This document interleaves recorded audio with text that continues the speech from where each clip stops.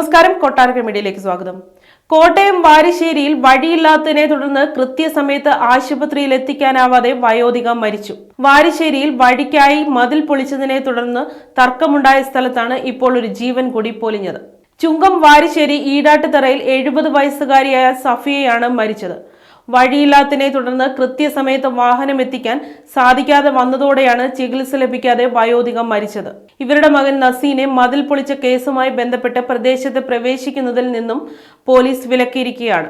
ഇതിനിടെയാണ് ഇപ്പോൾ ഉമ്മയുടെ മരണം സംഭവിച്ചിരിക്കുന്നത്. അസുഖബാധിതയായി കിടപ്പിലായിരുന്ന സഫിയയ്ക്ക് ഞായറാഴ്ച രാവിലെ 11 മണിയോടെയാണ് അസുഖം മൂർച്ഛിച്ചത്. തുടർന്ന് അസ്വസ്ഥത അനുഭവപ്പെട്ടതോടെ ഇവരെ ആശുപത്രിയിലേക്ക് മാറ്റുകയായിരുന്നു. മകൻ കേസുമായി ബന്ധപ്പെട്ട് നാട്ടിൽ കയറാനാവാത്ത സ്ഥിതിയായതിനാൽ അയൽവാസികൾ ചേർന്ന് കസേരയിലിരുത്തി പൊക്കിയെടുത്താണ് ഇവരെ ആശുപത്രിയിലേക്ക് കൊണ്ടുപോയത്. മതിൽ പൊളിച്ച വഴിയുടെ സമീപത്ത് വരെ മാത്രമാണ് വാഹനം എത്തിയിരുന്നത്. നടപ്പുവഴി മാത്രമുള്ള പ്രദേശത്തുകൂടി ഏറെ ബുദ്ധിമുട്ടിയാണ് ഇവരെ വഴിയിൽ കിടന്ന വാഹനത്തിൽ എത്തിച്ചത്. കോട്ടയം മെഡിക്കൽ കോളേജ് ആശുപത്രിയിൽ എത്തിച്ചെങ്കിലും മരണം സംഭവിക്കുകയായിരുന്നു. തുടർന്ന് ഭൗതികദേഹം വീട്ടിലെത്തിച്ചതും ആൾക്കാർ സ്ട്രക്ചറിൽ ചുമന്നാണ്. നേരത്തെ വഴിക്കായി ഇവർ പ്രദേശത്തെ മതിൽ പൊളിച്ചത് വിവാദമായി മാറിയിരുന്നു.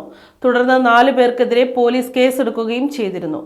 ഇതിന് പിന്നാലെയാണ് ഇവിടെ ഇപ്പോൾ വയോധികയുടെ മരണം സംഭവിച്ചിരിക്കുന്നത്.